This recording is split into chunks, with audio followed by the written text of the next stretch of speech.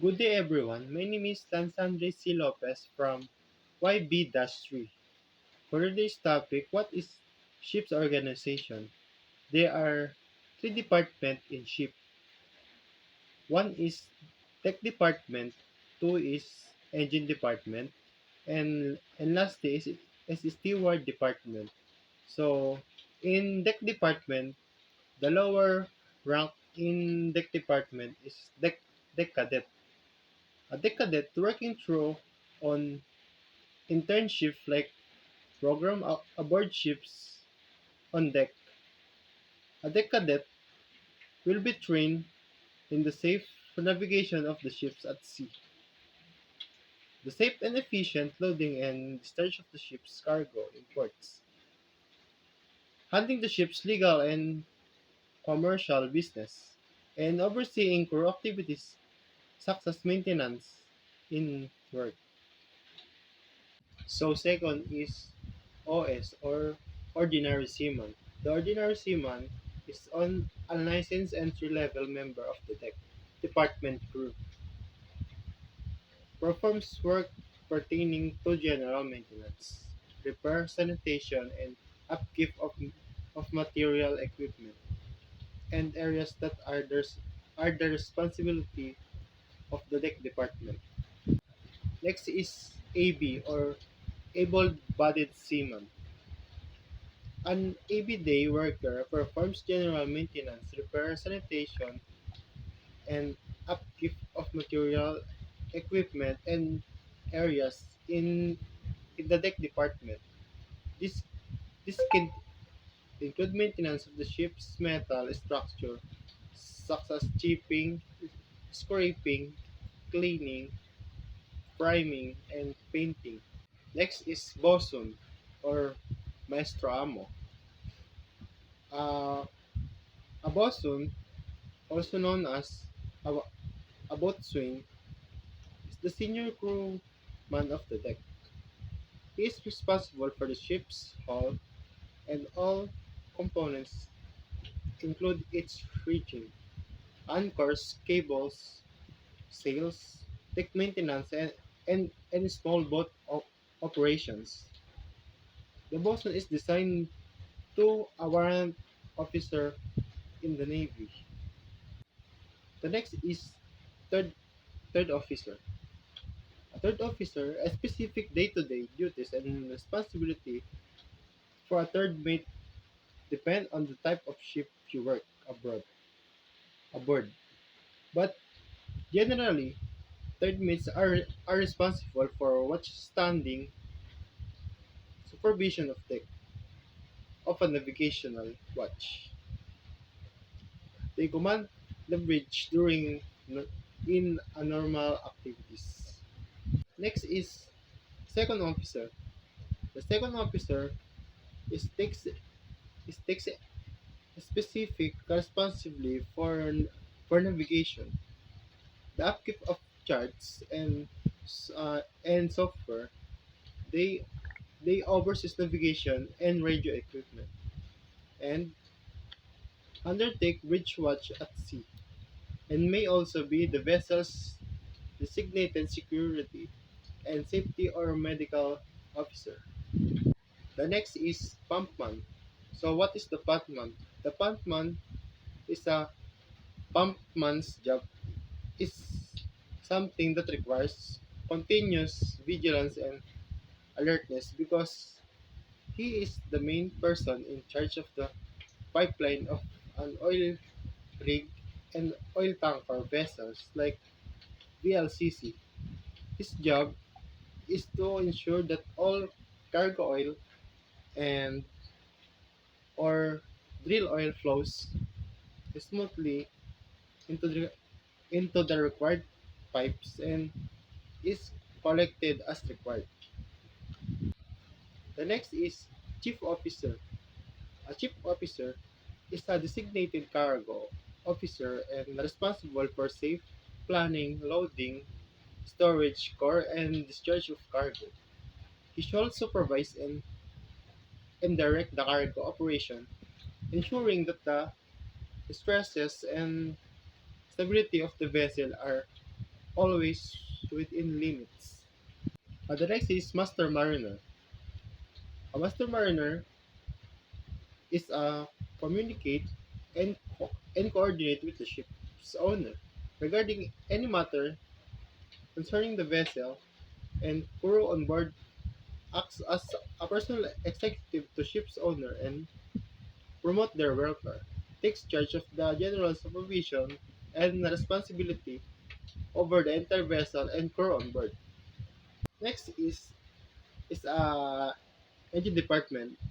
The lower rank in engine department is engine cadet. So as an engine cadet, you will spend your days on board ships, tracing out some of the different systems on board, as well as getting hard hands-on experience, learning how to strip on engine on and inspect components. The maintenance of all the system on board is what being an engineer is all about. The next is wiper. A wiper's duties and responsibility also include assisting the department's other crew members with tasks such as basic maintenance, which could mean chipping and painting, as well as keeping inventory and making sure that logs are filled in correctly. The next is oiler.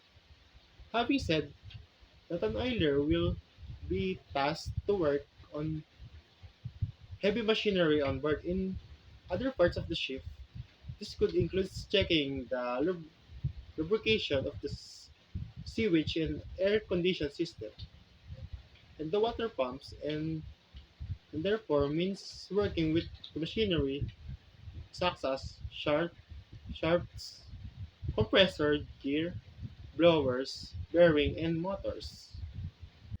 Next is fitter.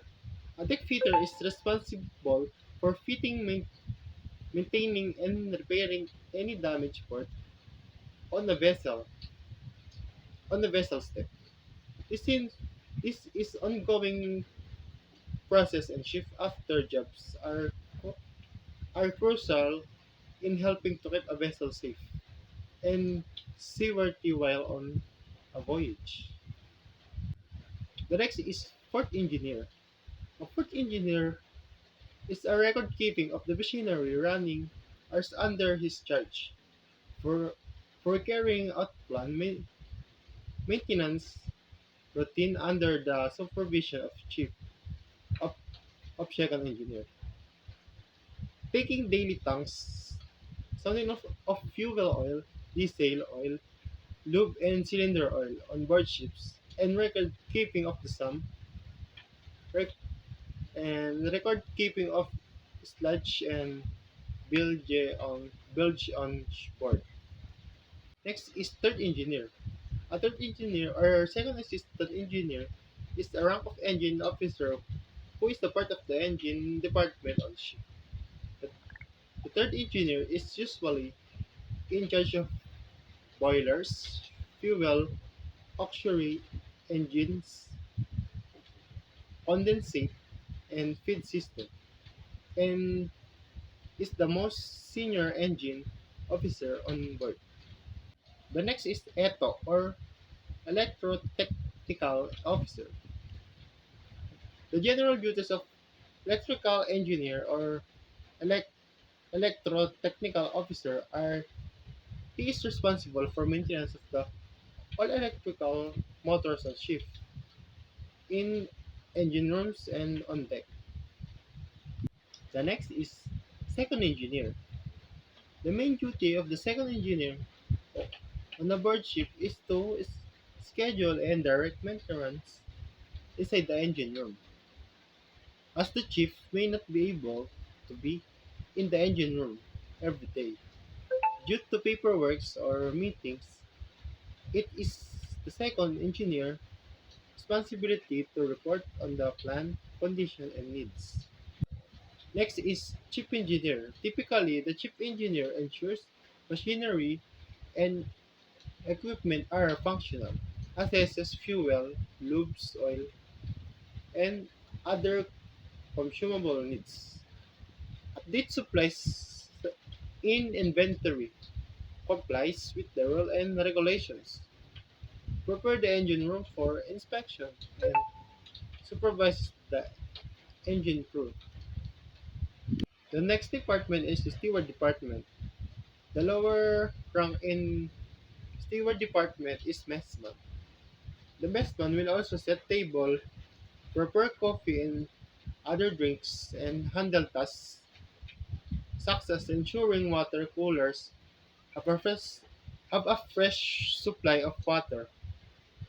After the mealtime is done, he or she will clear the tables, clean the mess area, and wash the dishes, pots and pans, cut, cut, cutlery, and other cooking utensils.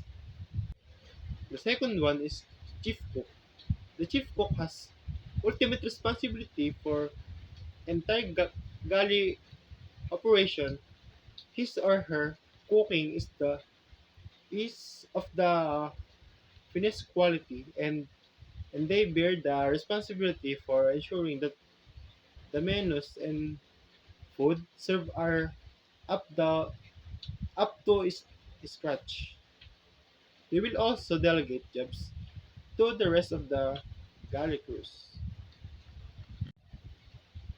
And then lastly is chief steward. In charge is the chief steward who, who supervises the maintenance and operation of the galley and living and eating quarters of the officer and crew. He is ordered the supply for the department and plans the meal. It is also the chief steward job to keep a record of all meals served on board.